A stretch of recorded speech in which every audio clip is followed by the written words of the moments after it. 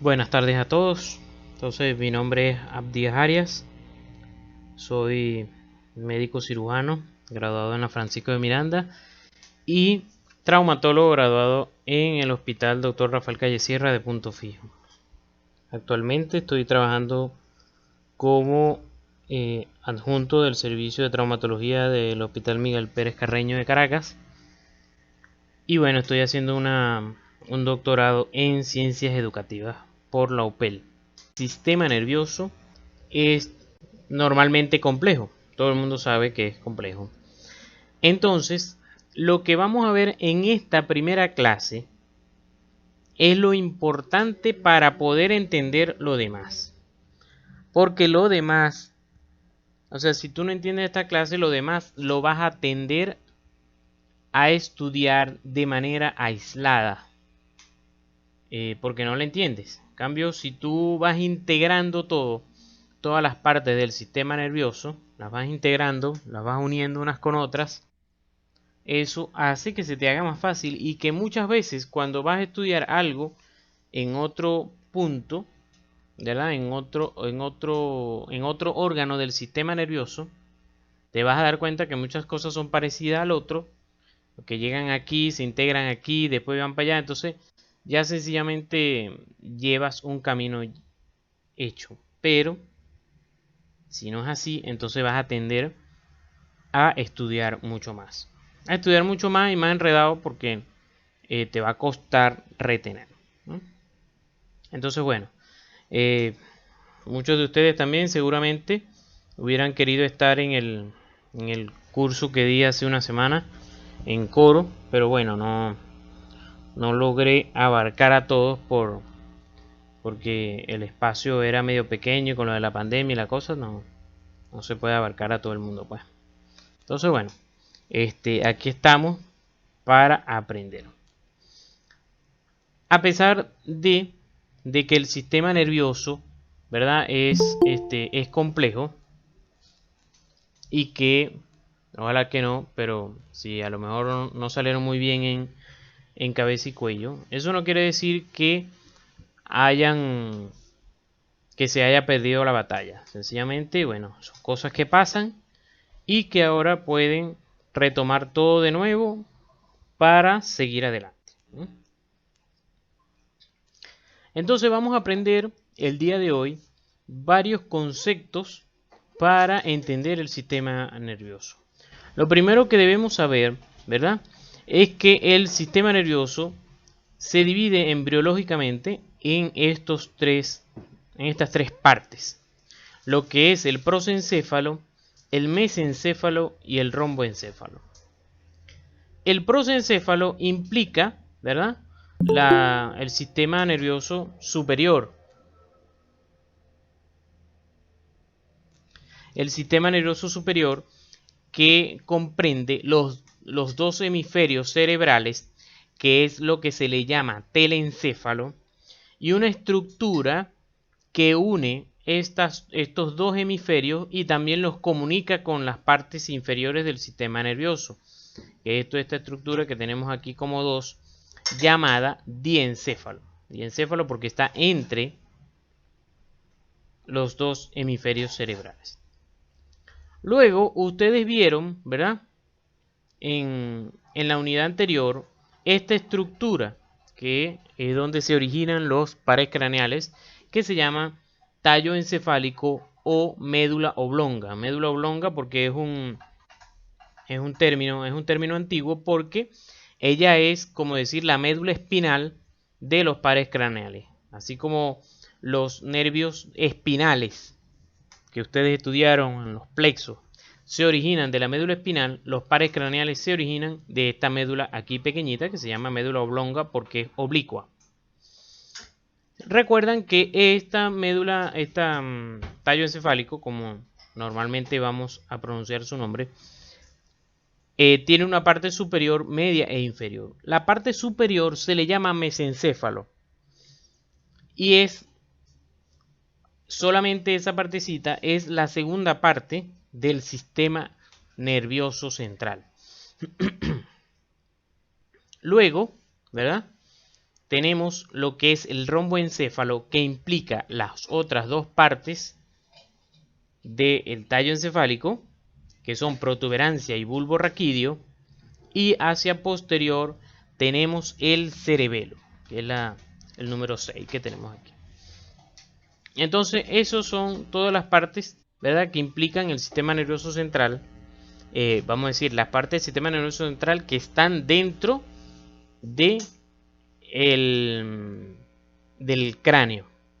Porque tenemos una parte también del sistema nervioso central que está fuera del cráneo y que está en el conducto raquídeo llamado médula espinal. Prácticamente entonces el sistema nervioso central, ¿verdad?, comprende 4 estructuras básicas, que son el cerebro, tallo encefálico, cerebelo y médula espinal. Lo único es que esta es la manera como se divide desde el punto de vista embriológico y funcional. El sistema nervioso, estas estructuras que son el sistema nervioso central, incluyendo la médula espinal, todas están cubiertas por unas capas que se llaman meninges, unas capas protectoras que se llaman meninges. Estas meninges, ¿verdad?, contienen también entre ellas líquido cefalorraquídeo y tienen la función de proteger al cerebro. Protección tanto anatómica como fisiológica. Fisiológica porque allí también se encuentra parte de la barrera hematoencefálica y todo eso, y entonces impide que partículas o las mismas bacterias penetren al cerebro. El sistema nervioso periférico entonces es parte del sistema nervioso que no contiene, que no está envuelto por las meninges, que son los nervios espinales que vieron en Morfo 2, ¿verdad?, con que se formaba el plexo cervical, que lo vieron en la unidad pasada, plexo braquial, plexo lumbar, plexo sacro. Todo eso eran parte de los nervios espinales que salían de la médula espinal. Y estos señores que le van a dar un poquito de dolor de cabeza, pero yo espero que ese dolor de cabeza no sea tan fuerte, ¿verdad?, que son los pares craneales. También son nervios, salen del sistema nervioso central, pero son sistema nervioso periférico. De estos dos, del sistema nervioso central y del sistema nervioso periférico, existe un sistema nervioso paralelo, ¿verdad?, que se llama sistema nervioso autónomo, porque el sistema nervioso central y el periférico nos ayudan con funciones conscientes o voluntarias. En cambio, el sistema nervioso autónomo nos ayuda con funciones que son involuntarias, como aumentar la frecuencia cardíaca, aumentar la frecuencia respiratoria, los movimientos de la comida a través del tubo digestivo. Todos esos movimientos los genera el sistema nervioso, pero el autónomo, porque eso no lo controla. Luego, ¿verdad?, entonces tenemos lo que es la sustancia blanca y la sustancia gris. Aquí tenemos, como les decía, ¿verdad?, el tallo encefálico, y que el tallo encefálico continúa aquí abajo, ¿verdad?, de la médula espinal, por la médula espinal. De la médula espinal salen los nervios espinales y del tallo encefálico, como lo vieron el semestre pasado, en la unidad pasada, salen los pares craneales. Tenemos aquí una neurona que nos va a decir, ¿verdad?, cómo es que todo se divide en sustancia blanca y sustancia gris, ¿verdad? Lo primero que tienen que saber es que las neuronas no están al azar en el sistema nervioso central. No están allí nadando, pues. Como ustedes imaginarán que están los glóbulos rojos, ¿verdad?, en el plasma. Ellos están nadando allí, todos revueltos. Pero las neuronas no. Las neuronas están en sitios específicos. Están ordenadas para poder llevar o o permitir el paso a través de ellas del impulso nervioso. Entonces, como ustedes saben, ¿verdad? Que lo vamos a describir un poquito más adelante, pero ustedes saben que la neurona tiene un cuerpo llamado cuerpo neuronal, de donde salen unas dendritas, y tiene una colita llamada axón. A través de esa colita del axón pasa el impulso nervioso de un sitio al otro. Entonces,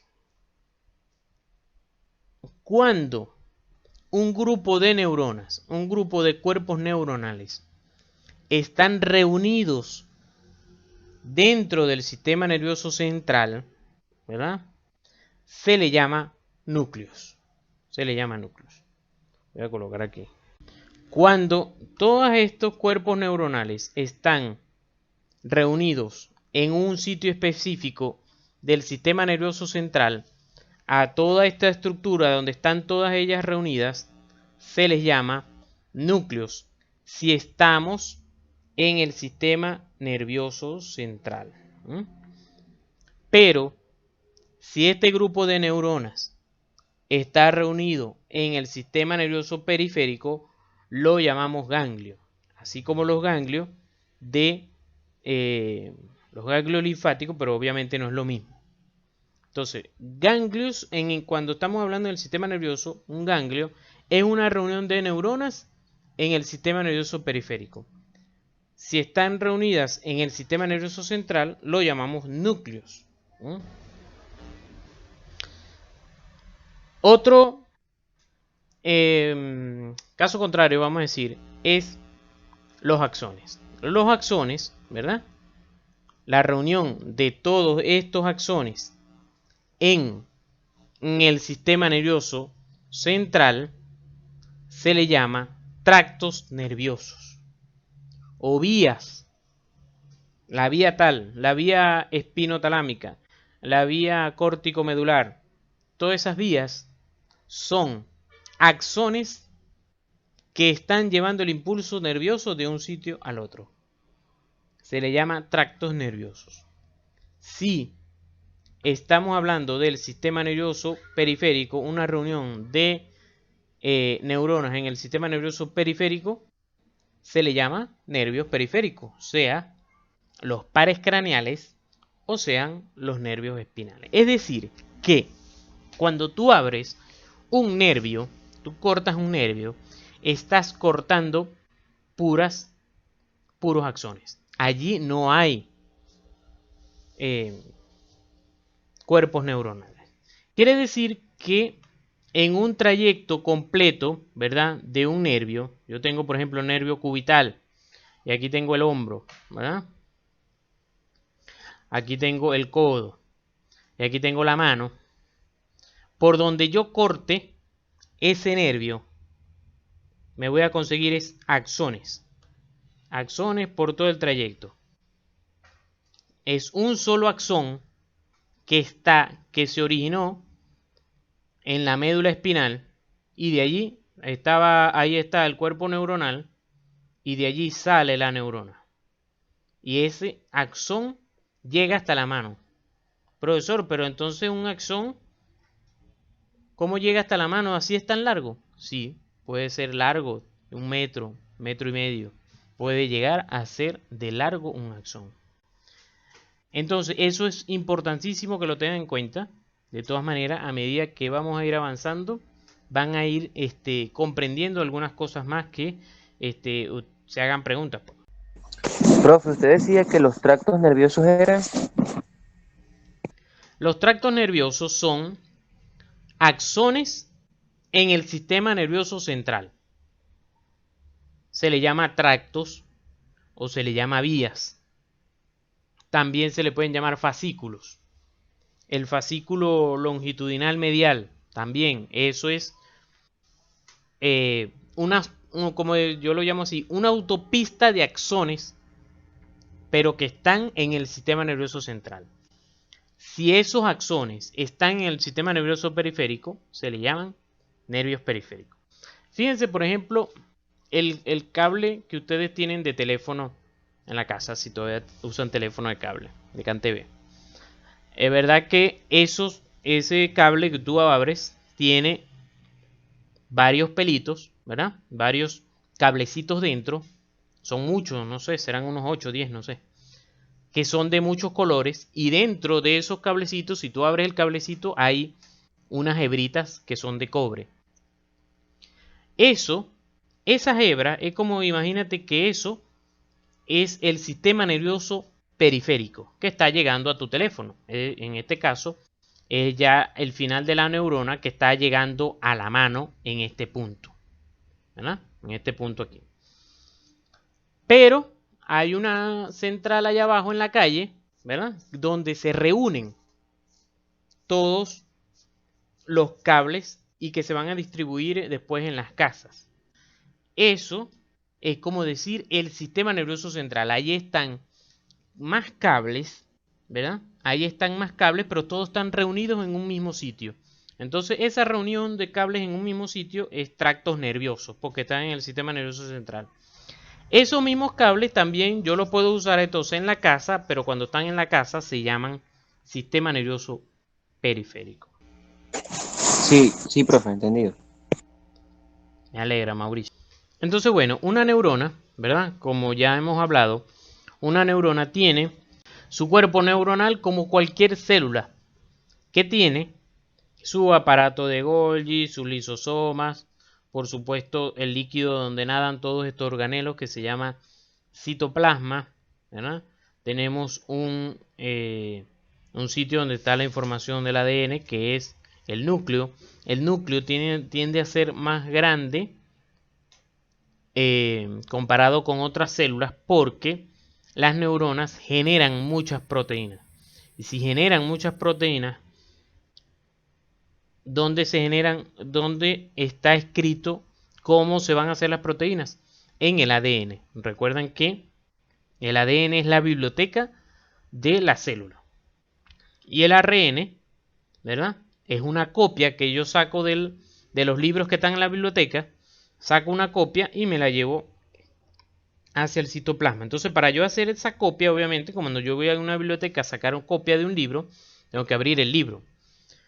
Si la biblioteca tiene mucha demanda, obviamente va a necesitar que hayan más mesas para que la gente llegue estudiando. Entonces, esto necesita que sea más grande para que se abra más el ADN, se mantenga más rato abierto el ADN para que los ribosomas puedan leer el ADN y entonces pasarlo al ARN. Entonces, recuerdan que en Morfo 1 vieron lo que era la membrana plasmática, ¿verdad? Que la membrana plasmática es lo que me hace separación del medio interno de la célula con el medio externo. Entonces, la membrana plasmática tienen que imaginársela, ¿no? Como ya se la han imaginado, microscópica, pero que en el caso de la neurona, le salen unos pelitos, pero que son compuestos de membrana plasmática, y esto, veis que vemos aquí, es citoplasma que se prolonga hacia allá. Y esas son las dendritas. Es decir, que las dendritas están compuestas igual por su membrana plasmática y citoplasma. No es que son unos pelitos literales que tiene la neurona, no. Eso. La neurona también tiene un pelito más grande, que lo llamaremos como una colita, ¿verdad?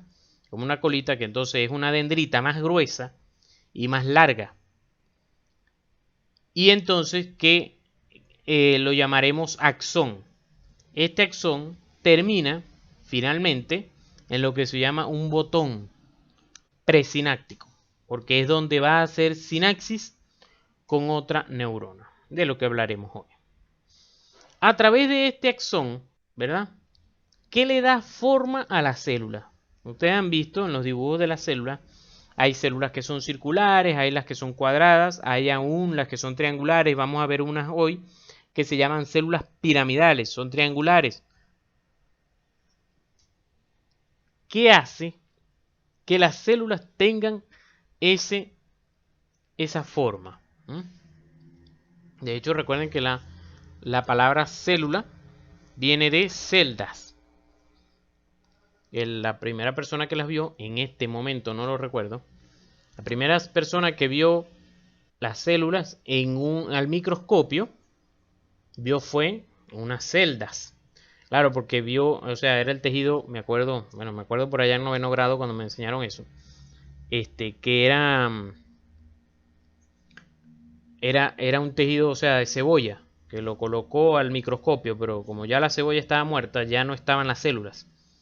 Entonces, estaban sencillamente los espacios donde estaban las células. Eso fue lo primero que vio y por eso fue celdas.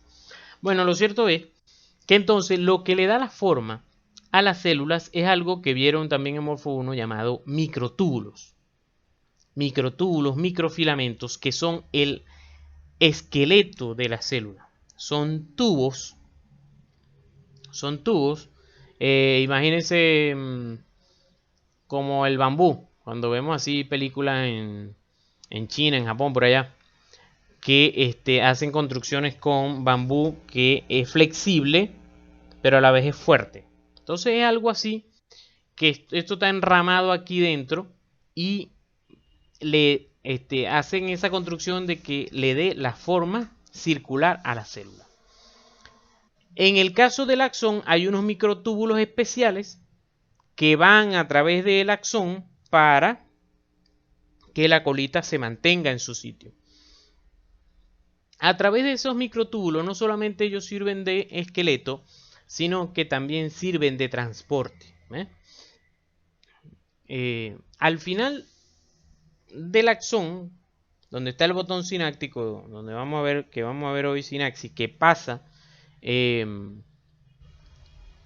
unos neurotransmisores como la acetilcolina, la adrenalina, la noradrenalina. Eso que va a pasar de una célula a la otra, de una neurona a la otra, ¿cómo llega allá? Bueno, hay un transporte, ¿verdad? Me adelanté un poquito aquí. Voy a caer aquí. Aquí está. Hay un transporte, ¿verdad? Que llamamos anterógrado. Y entonces, a través de todo ese axón, y ayudado por los microtúbulos, va a ser enviado esos neurotransmisores que están al final en el botón sináptico. En el botón sináptico, como les decía, está la noradrenalina, acetilcolina, que son sintetizados aquí en el cuerpo neuronal con la ayuda del aparato de Golgi, ¿verdad? Y entonces se envían a través de los microtúbulos y llegan aquí. No solamente llega aquí esto, sino que también se envían mitocondrias y otros organelos, lisosomas también, que a veces necesitan fagocitar, ¿verdad?, algunas estructuras ya de desecho. Obviamente los desechos tenemos que hacer algo con ellos. Tenemos una casa y no botamos la basura, se nos va a acumular. Entonces alguna cosa tenemos que hacer con ella. Entonces, bueno, también existe un transporte retrógrado, es decir, al contrario de lo que normalmente va un axón. También va a través de los microtúbulos y estas sustancias de desecho llegan al cuerpo neuronal, que es que finalmente se decide qué se va a hacer con ellos.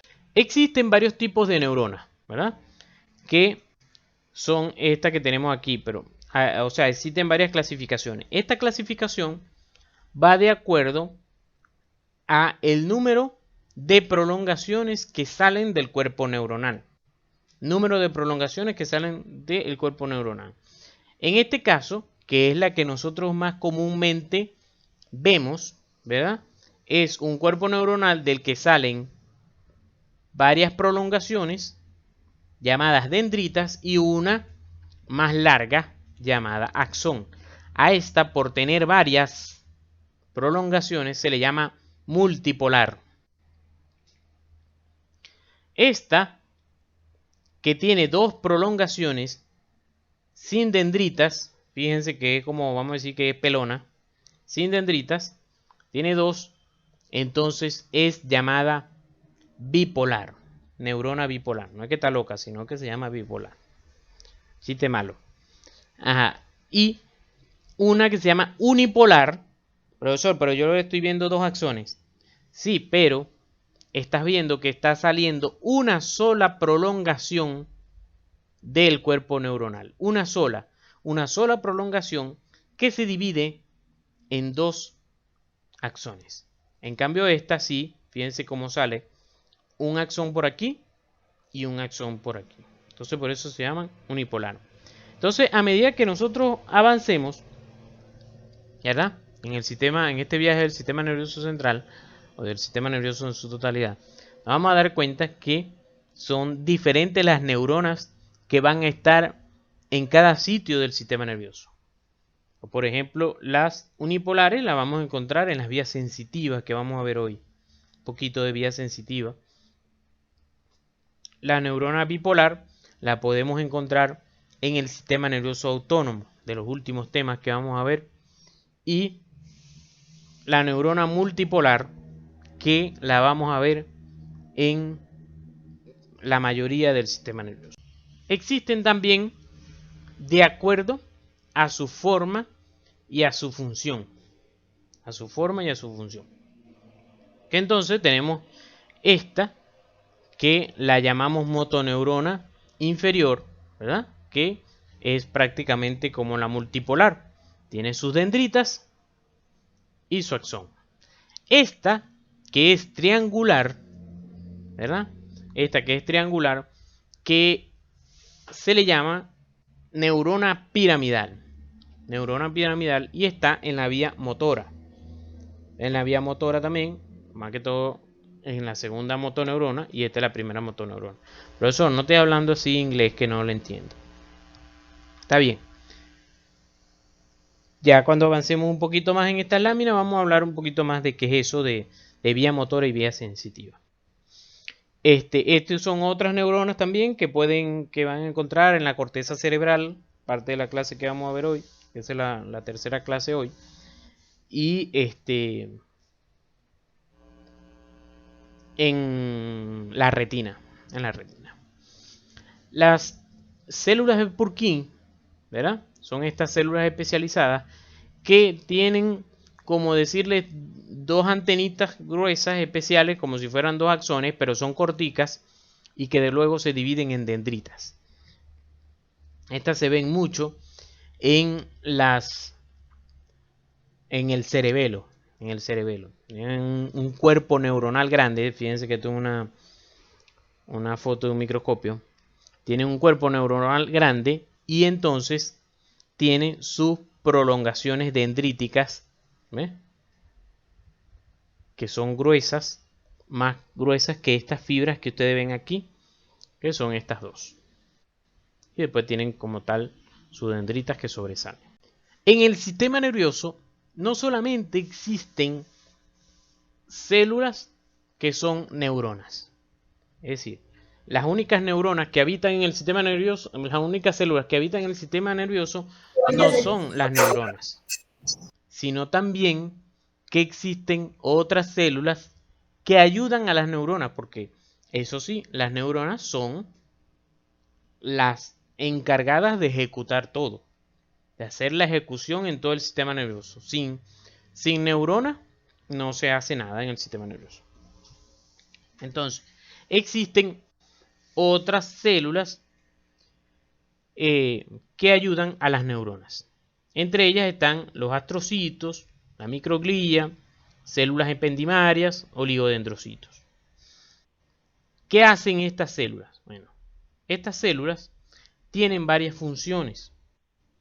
Una de ellas es tomar los nutrientes que pasan en la sangre, ¿verdad? Los absorben y después se lo pasan a las neuronas. Porque las neuronas no pueden estar en contacto directo con los vasos sanguíneos. Fíjense aquí, este es un vaso sanguíneo y fíjense dónde está la neurona. Aquí tiene, vamos a decirle, esta es una neurona con un axón. Esta es otra neurona, ¿verdad? Con un axón aquí. Y fíjense que aquí están los astrocitos que toman los nutrientes de aquí y a través de ellos se lo pasan a la neurona. Eso es lo que sucede, por ejemplo, en un SB hemático, pues, en un SB hemorrágico, que entonces hay un hay una lesión de un vaso sanguíneo, se sale la sangre y entra en contacto con las neuronas. ¿Qué pasa con las neuronas? Se mueren. Entonces, eso es lo que sucede allí. Ajá, ¿por qué se mueren? Bueno, eso ya es tema de sexto semestre y medicina interna por ahí. Vamos a explicar todo lo que le sucede a la neurona y por qué la mata estar en contacto con la sangre. Existen también otras células que se encargan de proteger el sistema nervioso. Son como decir leucocitos. Sí, exactamente, Mauricio. Los astrocitos toman los nutrientes de la sangre, o sea, de las arterias que van al sistema nervioso central. Arterias que van al sistema nervioso central son principalmente dos, la carótida interna y la vertebral rama de la subclavia. Entonces, las arterias, los vasitos que pasan por allí, dentro del sistema nervioso central, los astrocitos están allí pegados a ella y pasan los nutrientes de esos vasos sanguíneos a las neuronas.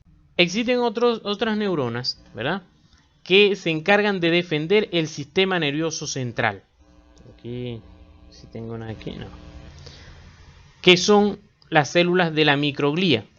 Esas células eran glóbulos blancos dentro de los vasos sanguíneos. Pero llega un momento en que ellos son ascendidos para proteger al sistema nervioso central. Entonces, ellos pasan de los vasos sanguíneos al sistema nervioso central y entonces toman otra configuración y están en el sistema nervioso central para defenderlo. Como decirle, bueno, tenemos a todo el ejército, ¿verdad?, que protege al país, pero hay parte de ese ejército que se encarga de proteger al presidente del país. Entonces, obviamente no es cualquiera del ejército que se agarra así al azar, sino alguien que esté especializado. Entonces, así sucede aquí en el sistema nervioso central. Existen otras células que son estas llamadas ependimarias. Epéndimo. Ustedes cada vez que vean por allí epéndimo o ependimarias, son unas células cúbicas que están donde está el líquido cefalorraquídeo. Entonces, allí también hay nutrientes, que hay intercambio entre el tejido del sistema nervioso, o sea, donde están las neuronas, los mismos vasos, los astrocitos, y el líquido cefalorraquídeo. Recuerden no, porque a lo mejor puede que no lo sepan, pero eso es uno de los temas finales del sistema nervioso central, del sistema nervioso, que es la formación del líquido cefalorraquídeo. El líquido cefalorraquídeo es un ultrafiltrado del plasma, es decir, se saca, es como filtrar el plasma lo más que se pueda y entonces se deposita aquí en las cavidades ventriculares del cerebro y en el espacio subaracnoideo, que es donde está el líquido cefalorraquídeo. Entonces, estas células cúbicas ayudan a la formación de ese líquido cefalorraquídeo, pero que a la vez no pase hacia el sistema nervioso central. Entonces, para eso existe una barrera llamada una llamada barrera hematoencefálica, que es una barrera entre la sangre y el sistema nervioso, y otra barrera que es llamada hematorraquídea, que es una barrera entre la sangre para formar el líquido cefalorraquídeo. Y está formado en parte por estas células que se llaman ependimarias. Son cubitos que están muy pegaditos y no permiten que cualquiera pase para allá, para el sistema nervioso central. El sistema nervioso central es muy selectivo con lo que va a dejar pasar o no va a dejar pasar. Fíjense que, por ejemplo, yo cuando coloco, si un paciente tiene meningitis y voy a colocarle antibiótico,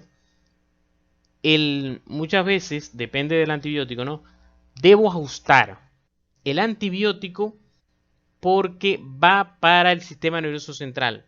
Entonces hay veces tengo que aumentar la dosis porque a todo el resto del cuerpo me llegan, tantos miligramos, que es lo necesario para matar la bacteria. Pero al sistema nervioso central me llega mucho menos.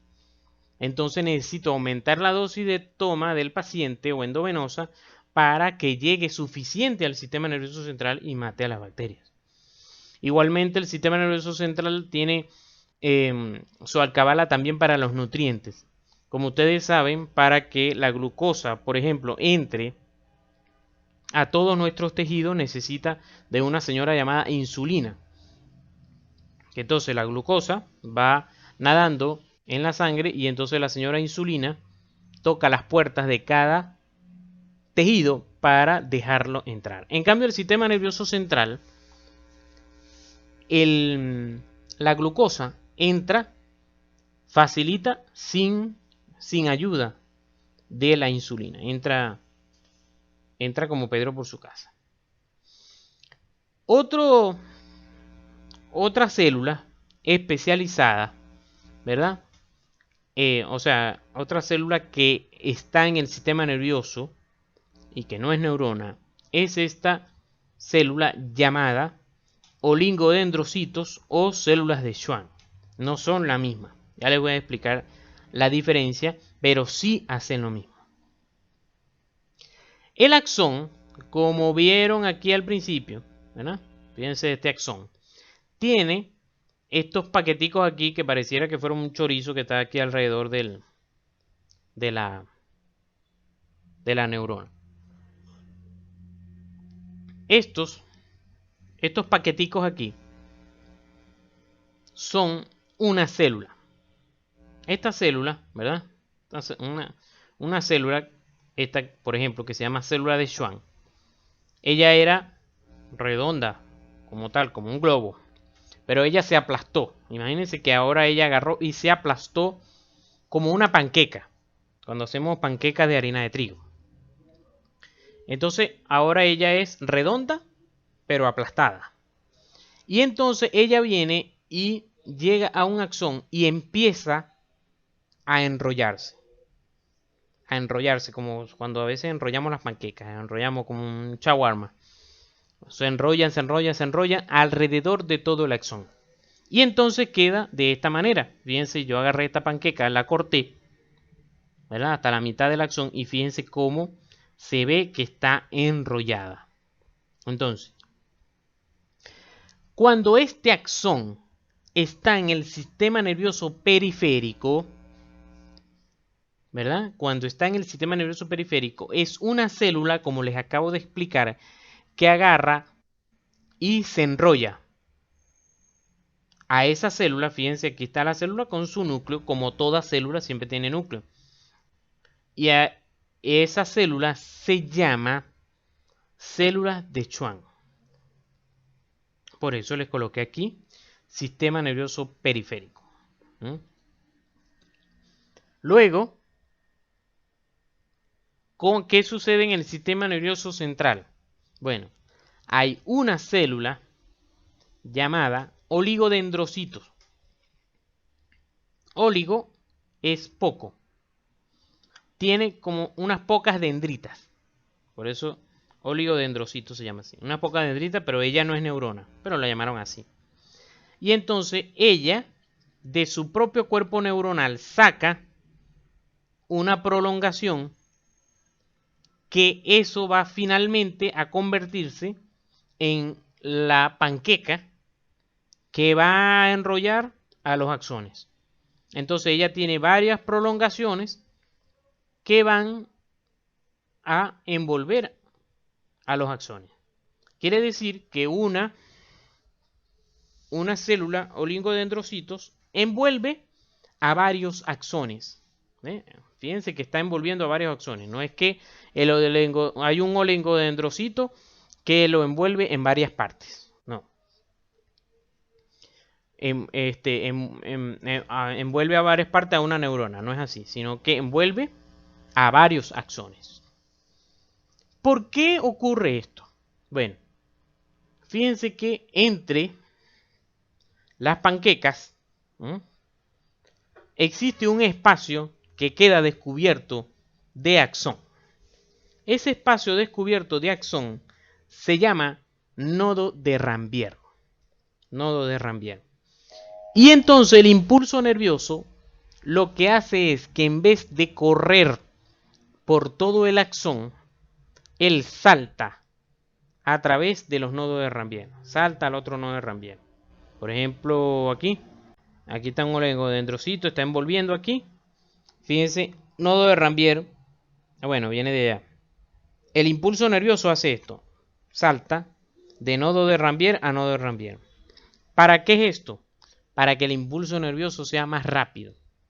Si no tuviéramos estos cositos que lo llamamos vainas de mielina, si no tuviéramos eso, entonces el impulso nervioso se tiene que echar el polo por todo el axón y entonces sería más lento. Uno diría, pero es que yo no lo veo que sea tan lento. No creo que la diferencia sea mucha. Pero bueno, cuando te estés quemando el dedo, vas a querer que sea rápido la reacción, ¿verdad? Que esa reacción sube al cerebro y es cuando el cerebro dice, bueno, como que nos estamos quemando. Y entonces baja el impulso nervioso para retirar el dedo. Entonces, Profe, ajá, dime. una pregunta. Dime. Entonces, la vaina de mielina recubre al oligodendrocito. No. La vaina de mielina es la panqueca. Es decir, es la prolongación del oligodendrocito. Fíjate aquí. Fíjate aquí el oligodendrocito, ¿verdad? Da su prolongación. Fíjate que todo esto es membrana plasmática. Todo esto es membrana plasmática que fue a enrollar a un axón. Esta es otra prolongación de su propio cuerpo del oligodendrocito que fue a envolver a este axón. En el caso del sistema nervioso central ocurre esto. Este oligodendrocito envuelve a varios axones.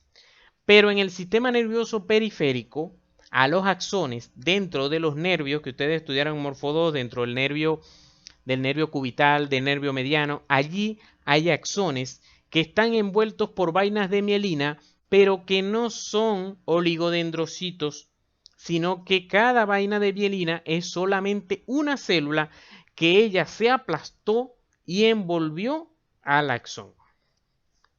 O sea, la vaina de mielina es la prolongación de los oligodendrocitos y de las células de Schwann. Exactamente. Solamente que en el caso de los oligodendrocitos, su cuerpo neuronal queda fuera de las vainas de mielina, porque él está dando sus prolongaciones. En cambio, en el caso de las células de Schwann, son una célula que se superenrolló alrededor del axón y ella queda ahí aplastadita, pues, y fíjate que su cuerpo neuronal está aquí. Su cuerpo neuronal no. Su núcleo está aquí. En cambio, el núcleo de este oligodendrocito está aquí. Es decir, las dos están hechos, de hecho, de la misma sustancia y todo. Son las mismas células prácticamente, lo único es que esta tiene unas prolongaciones que pueden envolver a varios axones y esta es una sola célula que envuelve, o sea que se convierte en una sola vaina de mielina y envuelve al axón. Perfecto. Y otra pregunta. Dime. ¿En las células de Schwann existe el espacio de Rambier? Los nodos de Rambier. Sí, Rambier. exactamente. Es decir, fíjate aquí, lo que pasa es que aquí lo hicieron como al microscopio y queda como bastantes pegaditas, pero igual existe aquí, te lo está señalando. Estos dibujos son del Snell, que es el que les voy a recomendar estudiar. Existe igual su espacio entre una célula y otra. Existe un espaciecito llamado nodo de Rambier, que es donde van a venir a saltar el impulso nervioso. Bien. Gracias. A la orden. Fíjate que aquí hicieron este corte también aquí. Un núcleo de célula de Schwann. Esto de las células de Schwann es lo que explica lo que le sucede al paciente diabético. Las vainas de mielina se llaman así porque están hechas de bastante azúcar, de bastante glucosa. Mielina de miel. Entonces, cuando un paciente diabético está con sus glicemias altas, ¿verdad? ¿Por qué está con sus glicemias altas? Porque no tiene insulina que agarre esa glucosa y la guarde en el hígado y que la lleve a los diferentes tejidos donde es necesitada, excepto en el cerebro. Como tal, puede entrar sin insulina, pero a otros tejidos no. Entonces, el cuerpo interpreta que no tiene azúcar. Por eso es que ustedes ven que las personas diabéticas entonces tienen más ganas de comer azúcar. Y dicen, pero si tiene la glicemia en 500, ¿cómo es que todavía tiene ganas de comer azúcar? Porque ese azúcar que está en la sangre no puede acceder a los tejidos. Y los tejidos interpretan que no hay glucosa, que no hay energía, no hay gasolina. Entonces, el sistema, el cuerpo, entonces dice, bueno, no hay azúcar, vamos a buscarla donde haya. Entonces, ¿dónde hay? Aquí en las células de Schwann y los oligodendrocitos. Entonces empiezan a darle a la orden, empiezan a darle órdenes a las células de Schwann que se desenrollen y que den su azúcar para el bien de la humanidad, es decir, para el bien del cuerpo. Entonces, este axón queda desnudo y por lo tanto el impulso nervioso va más lento. Es por eso que el paciente diabético, va perdiendo la sensibilidad. Va perdiendo la sensibilidad porque el impulso nervioso va a ir más lento. Las capas de los nervios periféricos, ¿verdad? Que tienen que saber que son el epineuro, la capita más externa, ¿verdad?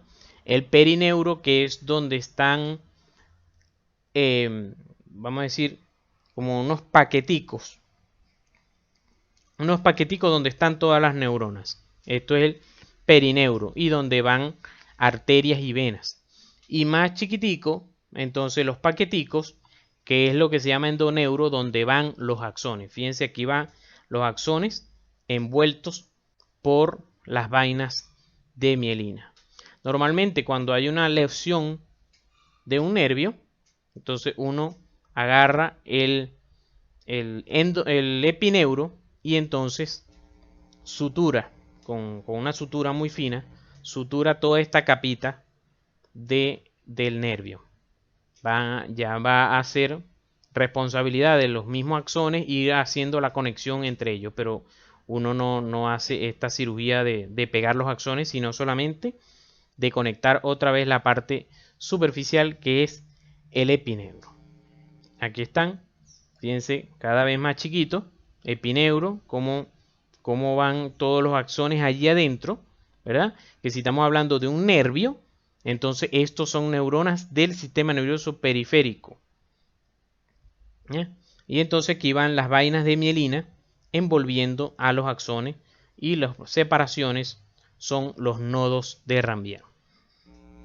Como estamos hablando del sistema nervioso periférico, porque estamos hablando de los nervios, obviamente estos son células de Schwann. Ahora vamos a ver, ¿verdad? Lo que son las vías. Si no han tomado café hoy y toman café, es el momento de tomar café. Agarrar un cafecito e írselo tomando mientras les voy a explicar esto. Porque con esto es que ustedes van a entender fisiología del sistema nervioso. Si ustedes no entienden esto, me dicen y yo se lo vuelvo a explicar. Porque sin esto, ustedes les va a costar mucho. De hecho, a medida que vamos haciendo las clases, los cursos, se van a dar cuenta que yo a cada rato coloco esta lámina para decirle, hey, recuerden lo que les expliqué aquel primer día, que lo vamos a aplicar aquí en este punto que les voy a dar. Entonces, recordemos que el sistema nervioso tiene dos funciones principales, una sensitiva y una motora. Es decir, todo lo que toque nuestra piel, ¿verdad?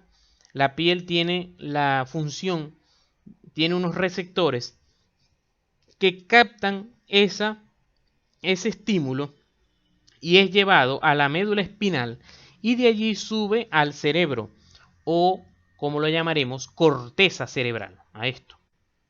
Esto grisecito, bueno, ustedes dirán, profe, yo lo veo rosadito. Pero bueno, en verdad esto en los cortes histológicos, en los cortes de anatomía, esto se le dice sustancia gris, porque allá están los cuerpos neuronales. Fíjense, este circulito aquí es un cuerpo neuronal.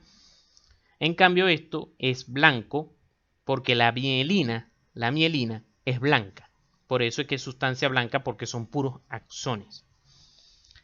Entonces, ese impulso nervioso llega a nuestra corteza cerebral y entonces nuestra corteza cerebral interpreta que lo que estoy tocando es frío, es calor, es caluroso, es liso, es rugoso, etc.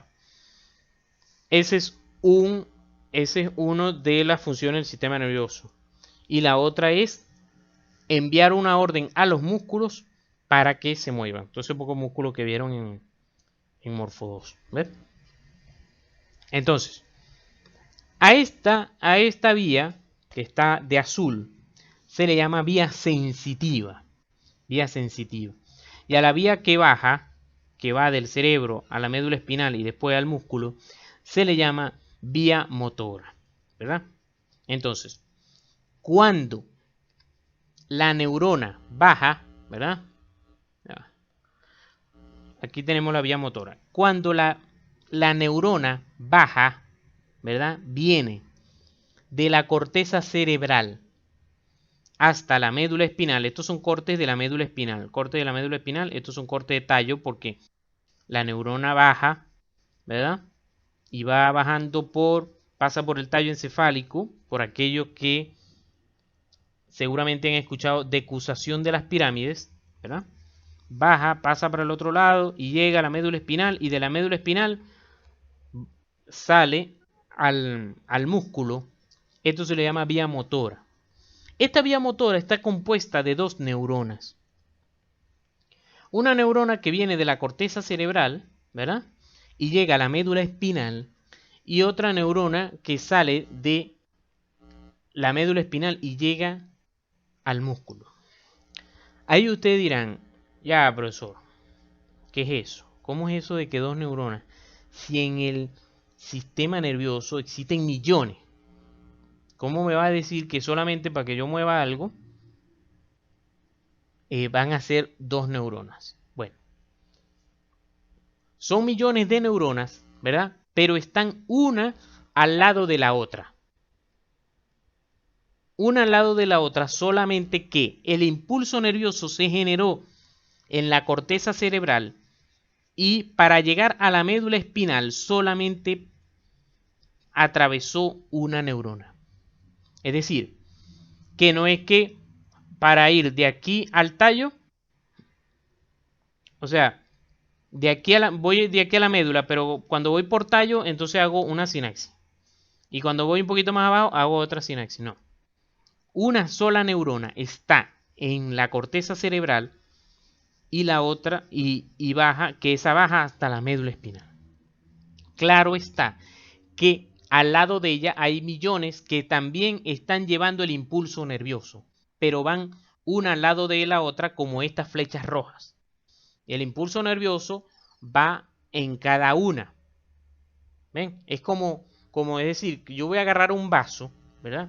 Imagínense que yo voy a agarrar un vaso. ¿Cuáles son los músculos que yo necesito para agarrar un vaso? Necesito que se flexione el pulgar y necesito que se flexionen los otros dedos.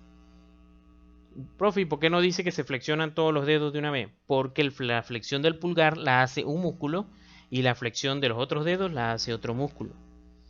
La flexión del pulgar la hace el flexor como un flexor largo del pulgar, ¿verdad? Y la flexión de los dedos la hace el flexor profundo y superficial de los dedos. Para cada uno de esos músculos existen millones de neuronas que se generan desde el cerebro. Eso lo vamos a ver, de hecho, en la segunda parte, en corteza cerebral. Entonces, es decir, ¿cómo decir esto? Esta neurona, o sea, desde mi orden, desde mi pensamiento, yo le digo a esta neurona, hey, voy a agarrar el vaso. Entonces, esta neurona que está aquí, que baja, vamos a quitarla aquí.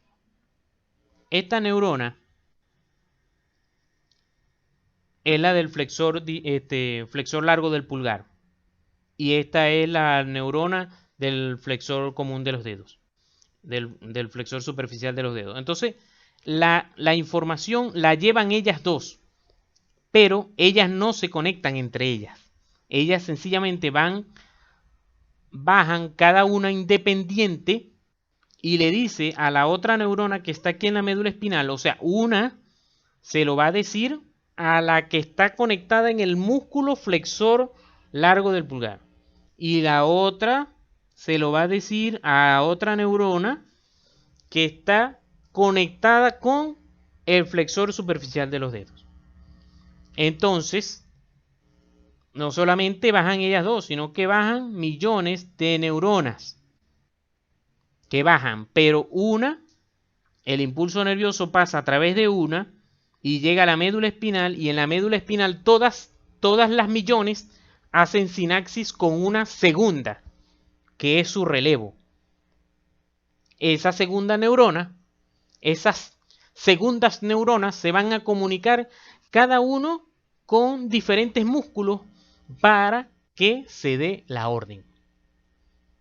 Entonces, repito ahora lo que he dicho desde el principio, pero que ahora yo creo que están en la capacidad de entender que el impulso nervioso que va desde la corteza cerebral hacia un músculo, es decir, la vía motora, está compuesta por dos neuronas. Una que va desde la corteza cerebral a la médula espinal y la otra que va desde la médula espinal hasta el músculo. ¿Qué sucede? Que en el idioma... Dime. O sea, que para que se haga la acción debe haber varios de esos impulsos. Exactamente, ajá. Ok.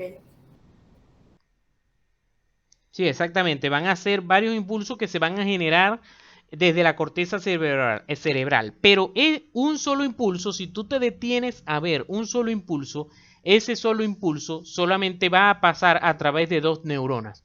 Una desde la corteza cerebral a la médula espinal y otra que va de la médula espinal al músculo. Ahora, en el idioma del sistema nervioso, es decir, cosas que se van a encontrar en el sistema nervioso a medida que van leyendo, el sistema nervioso, el libro les va a decir, la neurona está ubicada en tal sitio.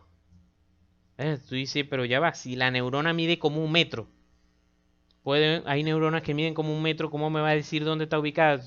Esta está pasando por la corteza, diencéfalo, tallo encefálico, médula espinal. Bueno, cuando el libro te dice que la neurona está ubicada en tal sitio, habla de su cuerpo neuronal. ¿Dónde está su cuerpo neuronal? No dónde está ubicado su axón. Entonces, la vía motora siempre tiene su primera neurona. La primera neurona de la vía motora está en la corteza cerebral. ¿Dónde específicamente de la corteza cerebral? O sea, de todo el hemisferio cerebral, ¿dónde específicamente? En el lóbulo frontal. Pero eso es para más tarde en corteza cerebral. Pero para que sepan. Entonces, el libro le va a decir dónde está la primera motora, o se lo preguntan en el examen. Eso es frecuente que lo pregunten en el examen. ¿Dónde está la primera neurona de la vía motora? En la corteza cerebral. Ese impulso nervioso baja, como ya les he dicho ya, yo no sé, que esto es como la 6ª vez. Llega a la médula espinal y de la médula espinal hace el relevo a la segunda neurona que se encuentra en la médula espinal. De allí sale el axón por el nervio mediano, el cubital, el radial, el que ustedes quieran. Pasa por los plexos. El axón pasa por los plexos y llega al músculo. Entonces, vía motora, quiero que se lleven hoy, vía motora, la primera neurona está en la corteza cerebral y la segunda neurona está en la médula espinal. ¿Qué es esto que está aquí? Primera neurona, corteza cerebral, baja y llega a la médula espinal, y de la médula espinal sale al músculo. La vía sensitiva, ¿verdad? La vía sensitiva, entonces, tiene sencillamente 3 neuronas. O sea, es el mismo cuento. El mismo cuento de que el impulso nervioso se genera en varios millones, pero, o sea, el impulso nervioso empieza en varios millones de neuronas, pero cada impulso nervioso va a pasar por un número de neuronas específicas, que en este caso son solamente 3. Es decir, en la vía motora eran 2, en la vía sensitiva eran 3. ¿Alguien creo que comentó algo? Son 2 neuronas que normalmente son multipolares. Son multipolares. De hecho, es lo que les decía también. La primera neurona, en libros, a lo mejor el SNEL no, pero ya cuando estén más avanzados, cuarto, quinto semestre, los libros le van a decir la primera motoneurona. Cuando te diga la primera motoneurona, tú tienes que de una vez saber interpretar que te está hablando de la primera neurona de la vía motora, y por eso le llama el libro primera motoneurona. Y la segunda motoneurona es la que va de la médula espinal al músculo. Es lo que le sucede al paciente que le da un SB, sea hemorrágico o isquémico, le da un SB y se le paraliza la mitad del cuerpo. ¿Por qué? El libro te va a decir, o tú lo tienes que responder así, porque se lesiona la primera motoneurona. Se lesiona la primera motoneurona y entonces, obviamente, por más que tú generes el pensamiento de querer mover el músculo, se cortaron los cables aquí, se dañó y entonces no llega el impulso nervioso al músculo. La vía sensitiva entonces se compone de 3 neuronas. Una primera neurona que es del tipo unipolar. La primera motoneurona es del tipo unipolar. Ella se encuentra aquí detrás. O sea, fíjense que estoy hablando de su cuerpo neuronal. Se encuentra detrás de la médula espinal. No en la médula espinal, detrás. En algo que se llama ganglio de la raíz posterior. Ganglio de la raíz posterior. Este ganglio de la raíz posterior, ¿verdad? Ahí está la neurona que suelta su único axón. Y por eso se llama unipolar. Que tiene, a la vez se divide en 2 prolongaciones. Uno que va hacia la piel y otro que va hacia la médula espinal. Para comunicarse con la segunda neurona.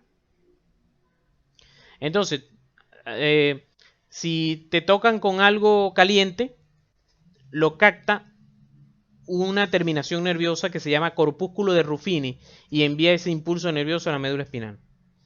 Si es algo de presión, son terminaciones libres y llega el impulso nervioso a la médula espinal. Si es frío, va por los bulbos de Krauss y llega y el impulso nervioso. Eso no es necesario que lo sepan ahorita. Ah, el doctor dijo que este es el frío, este es el calor. No, que eso es una clase que se llama vía sensitiva. Y ahí es que ustedes vamos a aprender, Dios mediante, de todo eso en específico. Pero les comento el frío y el calor para que vayan entendiendo lo que les estoy explicando. Entonces, la primera neurona de la vía sensitiva está en el ganglio de la raíz posterior. Después, este impulso viene por aquí, sin pasar por el cuerpo neuronal, llega aquí a la médula espinal. De la médula espinal sube una segunda neurona, es decir, su cuerpo estaba aquí, su cuerpo neuronal está en la médula espinal y su axón va para arriba. Viene aquí. Va subiendo. Y llega a una estructura que vamos a ver en diencéfalo llamada tálamo. Y en el tálamo está la tercera neurona que sí va a enviar la información hacia la corteza cerebral, específicamente al área parietal. Pues la frontal se encarga de la parte motora, la parietal de la parte sensitiva. Entonces, esas son las 3 neuronas. Ganglio de la raíz, la vía sensitiva tiene 3 neuronas que uno está en el ganglio de la raíz posterior y es unipolar. Las otras dos sí son multipolares, que están en la médula espinal y en el tálamo respectivamente. Esto es también terminología que ustedes deben saber. El libro les va a hablar también de lo que llaman aferencias y eferencias. Cualquier libro de fisiología del sistema nervioso. Aferencia y eferencia. ¿Qué significa eso? ¿Se acuerdan? Cuando vieron en el sistema renal los corpúsculos en la cápsula de Bowman, ¿verdad? Entonces había una arteriola aferente y una arteriola eferente. La arteriola aferente entraba al glomérulo y la arteriola eferente salía. Aquí igualmente, todo lo que se llame aferencia es porque entra y eferencia es porque sale. Entonces, ¿qué sucede? Cuando tú estás estudiando médula espinal, cuando estudiamos médula espinal, nos vamos a dar cuenta que vamos a ir estudiando cada sitio de la médula espinal y vamos a ver las vías aferentes y eferentes de la médula espinal. Y nos va a decir que una de las vías aferentes es la de la primera neurona, que es esta, la primera neurona de la vía sensitiva que llega aquí. Igual, otra vía aferente es la primera neurona que viene bajando de la corteza cerebral. ¿Qué similitud tienen ellas dos? Que las dos entran a la médula. Una entra desde la corteza y por eso se llama aferencia, y otra entra desde la piel y también por eso se llama aferencia. Entonces vamos a hablar de las vías eferentes de la médula espinal. Entonces, bueno, están esta, aquella, y una de esas es esta vía que sube, que es la segunda neurona, que sube desde la médula hasta el tálamo, que por cierto, esa vía se llama espinotalámica. Y entonces tú lees en médula espinal que esa es una eferencia, ¿verdad? Que esa es una eferencia. Y que eferencia también puede ser la segunda neurona que sale para la vía motora. Perdón, para el músculo. Entonces, resulta, ¿verdad? Después de tú estudiar médula espinal, que normalmente era así, médula espinal venía primero y después tú estudiabas corteza. Ahora están cambiando un poquito ahí el orden de los temas y entonces, bueno, vamos a ver corteza primero. Entonces tú cuando vamos a estudiar corteza o cuando vamos a estudiar, por ejemplo, el tálamo, entonces tú estudias el tálamo y corteza y estás estudiando y dice vías aferentes. Y entonces te dice la vía espino, esta espino de médula espinal. Espinotalámica es una aferencia. Ya va, si yo cuando estudié médula espinal me decía que era una eferencia. Bueno, resulta que el término lo cambian de acuerdo desde el punto de vista en que estás estudiando. Es decir, si tú estás estudiando médula espinal, la vía espinotalámica es una vía eferente porque estás hablando de la médula espinal. En cambio, si estás estudiando tálamo, te va a decir que la vía espinotalámica es una vía aferente porque es una entrada al tálamo. ¿Ves? Igual esta vía, que se llama vía piramidal o córtico-espinal, cuando tú estudies corteza, que la vamos a ver ahorita, te va a decir que es una vía eferente. Pero cuando estudiabas médula espinal, te decía que la vía piramidal o corticoespinal era una vía aferente. ¿Por qué? Bueno, porque esta vía entra en la médula espinal y por eso es una aferencia. Desde el punto de vista de la médula espinal es una aferencia y desde el punto de vista de la corteza cerebral es una eferencia porque sale de allá. ¿Sí me entendieron? Así como este medio trabalengua, no sé. Pero creo que no es complicado, ¿no? Lo que quiero, de hecho, este tema pocas veces lo preguntan, por ejemplo, en el parcial de neuro, que les van los 20 temas, este tema casi no lo preguntan, porque tienes que saberlo para poder entender los demás. Yo cuando he dado Morfo 3 prefiero preguntar sobre todos los demás, porque este tienen que haberlo entendido para entender los demás. A menos que lo demás te lo hayas aprendido al caletre y se te va a olvidar después. No vale la pena, obviamente. Entonces, fíjense, aquí está otro dibujito. Este otro libro es un poquito más simple que el Snell. Si ustedes me escriben por Telegram, se lo puedo pasar. De todas maneras, también tengo un canal en Telegram de fisiología donde están varios libros de fisiología.